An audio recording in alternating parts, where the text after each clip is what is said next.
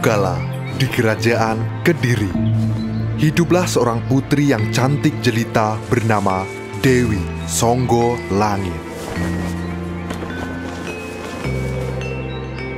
Karena enggan untuk menikah, sang Raja Kediri menanyakan perihal itu.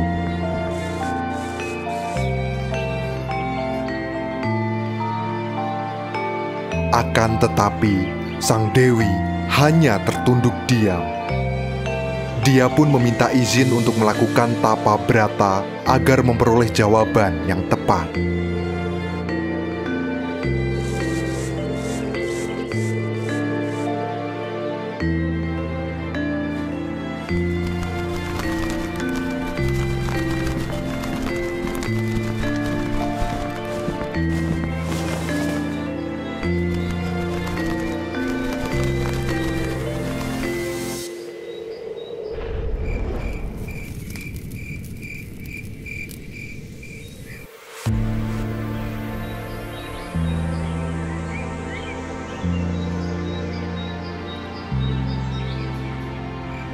Beberapa hari setelah mendapat jawaban, Dewi Songgo Langit menghadap sang Raja Kediri,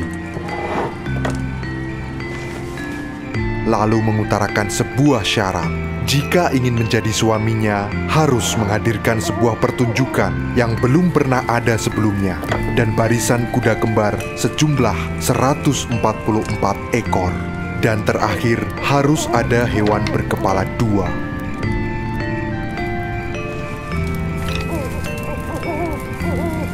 Bagi sang raja, syarat yang diajukan putrinya amatlah berat dan hampir mustahil, dikarenakan harus menghadirkan binatang berkepala dua.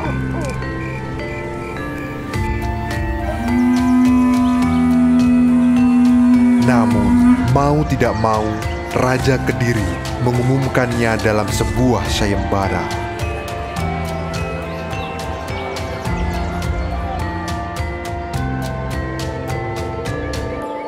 Kabar itu pun kemudian tersebar dan banyak orang mengundurkan diri karena tidak sanggup untuk memenuhi syarat tersebut karena mustahil untuk dilakukan. Akan tetapi, ada dua orang raja yang menyanggupi syarat tersebut.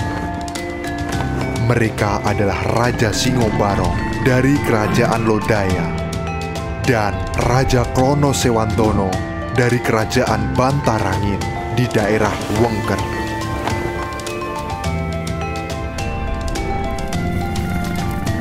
Raja Singobarong adalah seorang manusia setengah harimau.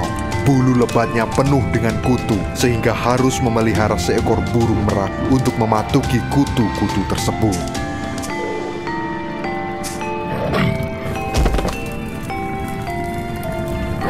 Dia juga sering berlaku kejam kepada rakyatnya yang dianggap membangkang dengan memberikan hukuman mati tanpa ada pembelaan diri.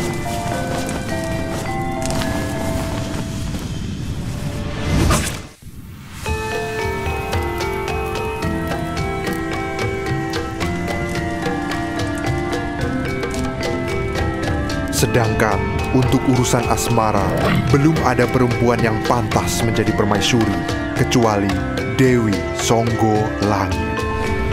Untuk mewujudkan hal tersebut, Raja Singobarong segera memerintahkan para bawahannya untuk mencari kuda kembar dan seekor binatang berkepala dua ke seluruh pelosok negeri. Dia juga mengerahkan para seniman untuk menciptakan sebuah pertunjukan baru yang menarik. Berjalannya waktu, ternyata Raja Singobarong belum mampu mengumpulkan syarat yang diajukan pada sayembara Dewi Songgo Langit. Hal ini membuatnya gusar. Dia tahu bahwa ada orang lain yang juga ingin mendapatkan Dewi Songgo Langit, yaitu Raja Klono Sewantono. Maka dia memerintahkan Patih Iderkolo untuk mengirim prajurit agar ke Bantarangin dengan tujuan memata-matai Raja Klono Sewantono. Beberapa hari kemudian, Iderkolo menghadap Raja Singobarong. Dia melaporkan bahwa Raja Klono Sewantono hampir berhasil mengumpulkan semua syarat. Hanya binatang berkepala dua saja yang belum didapat. Tetapi kemungkinan tidak lama lagi akan terpenuhi semua. Mendengar laporan tersebut, Raja Singobarong bangkit dari singgasananya. Patih Iderkolo, segera engkau siapkan prajurit dengan senjata lengkap. Kita akan merampas semua syarat yang diperoleh Klono Sewantono. Di lain pihak, Raja Klono Sewantono sedang berusaha keras mengumpulkan syarat Dewi Songgolangit. Dalam tempo yang relatif singkat, 2 dari 3 syarat berhasil terpenuhi, kecuali hewan berkepala 2. Klono Sewantono kemudian memerintahkan prajuritnya untuk berhenti mencari karena dia sendiri yang akan mengusahakannya.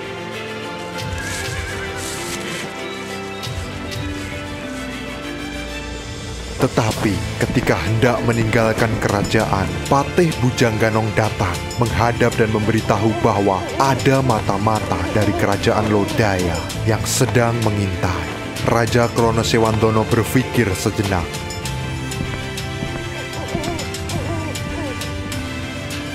Sekarang, kau dan anak buahmu menyamarlah menjadi rakyat biasa. Berbaurlah dengan penduduk di tempat-tempat keramaian. Perkataan itu sudah dimengerti oleh Bujangganong. Dia lalu mengumpulkan prajuritnya dan memberikan instruksi untuk menyamar sebagai pedagang.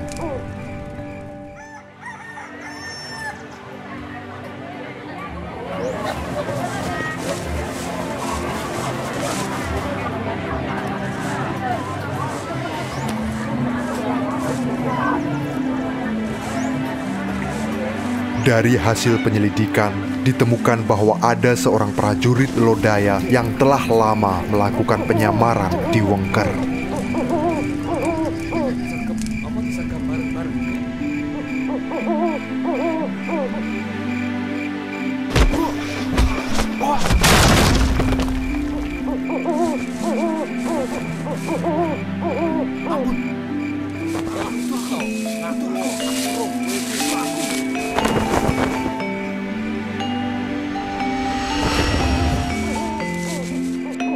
Prajurit itu kemudian ditangkap dan diinterogasi. Kancamu piro? Tujuanmu apa? Kau Singobarong rencananya apa? Arep nyerang kerajaan bareng Tetapi ketika proses interogasi belum berakhir, prajurit mata-mata itu melakukan bunuh diri.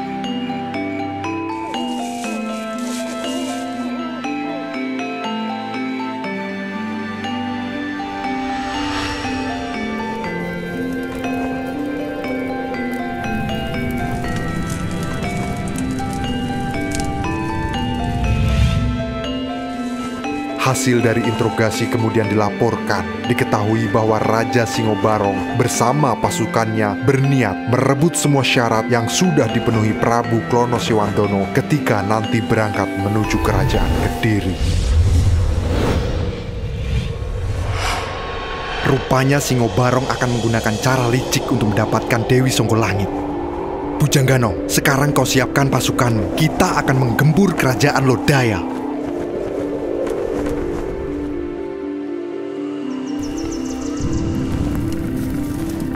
Sementara itu, Raja Singobarong yang menunggu laporan dari mata-matanya mulai gelisah. Iderkolo,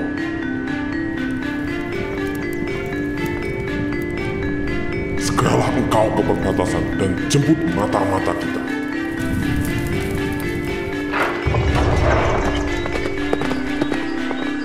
Setelah Patih Iderkolo pergi, Raja Singobarong menuju ke Taman Sari untuk mencari si burung merak karena kepalanya terasa gatal sekali.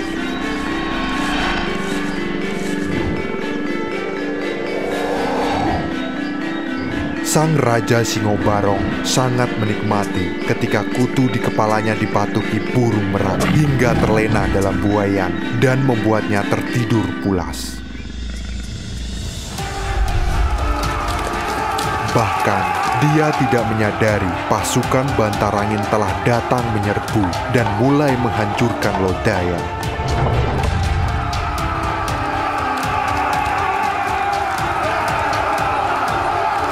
Tidak ada yang berani melaporkan kejadian tersebut karena tidak boleh ada satu orang pun yang mengganggunya ketika di Taman Sari.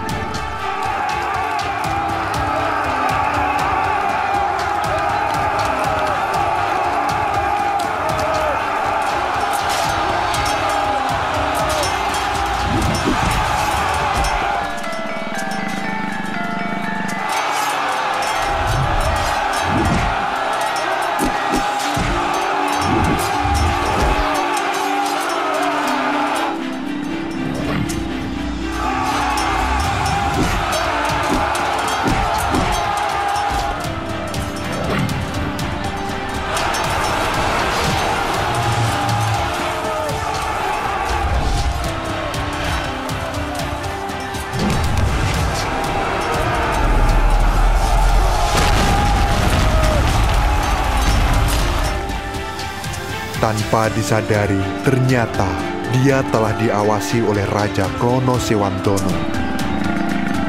Melihat bentuk wajah Singobarong yang berupa harimau dan burung merak bertengger di bahunya, membuat seolah-olah tampak seperti hewan berkepala dua. Dalam benak Raja Klono Sewandono, apabila disatukan, tentu lengkaplah sudah syarat pernikahannya untuk meminang Dewi Songgolangit.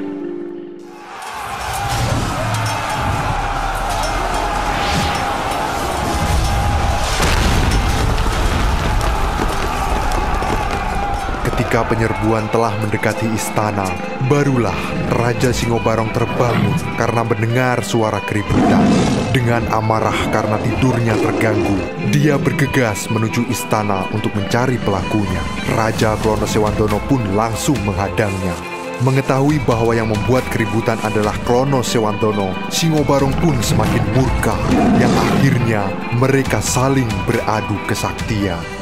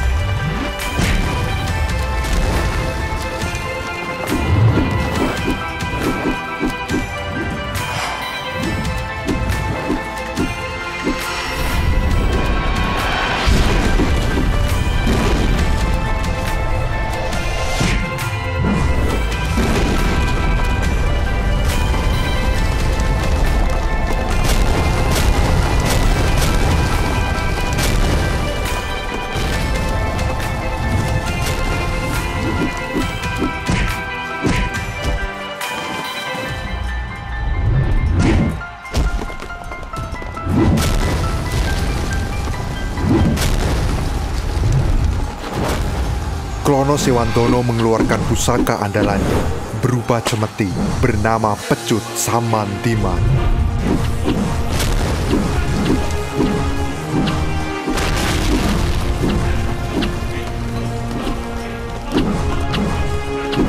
Saat Pecut Samantiman mengenai tubuh Singobarong, seketika tubuhnya terpental terkapar di atas tanah.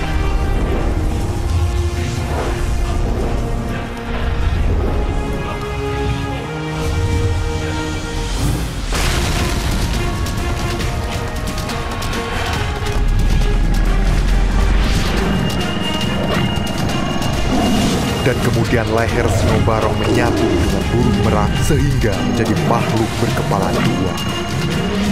Hingga akhirnya Singobarong pun ditangkap dan dibawa menuju kerajaan Bantarangi. Singkat cerita, setelah semua syarat terpenuhi, Prabu Klono Sewandono bersama pengiringnya datang ke Kediri untuk meminang Dewi Songgolangit.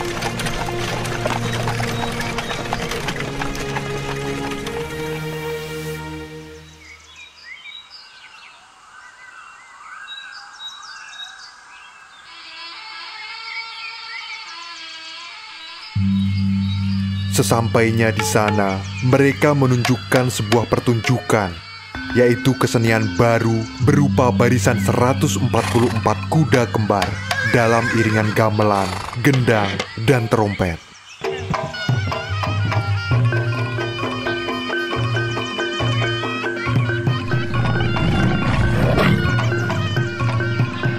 Di depan barisan tersebut ada Singo Barong, seekor binatang berkepala dua yang menari liar, namun indah dan menarik hati.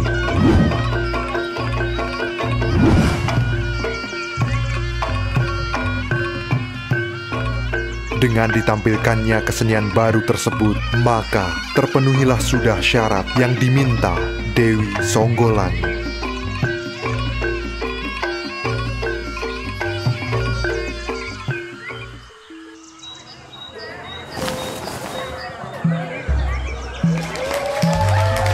Mereka akhirnya menikah dan tinggal di daerah Wengker atau yang sekarang menjadi Ponorogo. Oleh masyarakat setempat, kesenian baru ini disebut sebagai Reog Ponorogo.